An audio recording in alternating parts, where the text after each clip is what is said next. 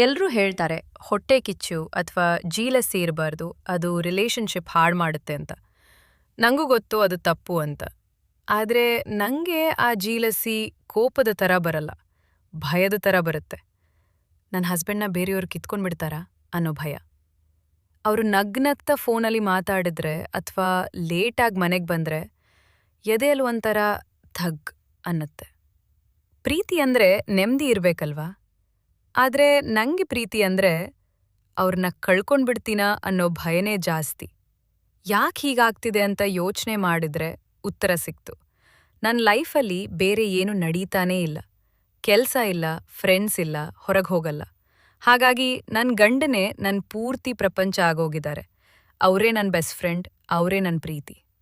ಯಾರಾದ್ರೂ ಒಬ್ರನ್ನೇ ನಮ್ ಲೈಫ್ ಮಾಡ್ಕೊಂಡ್ರೆ ಅವ್ರನ್ನ ಕಳ್ಕೊಳ್ಳೋ ಭಯ ಕೂಡ ಅಷ್ಟೇ ದೊಡ್ಡದಿರುತ್ತೆ ಅಲ್ವಾ?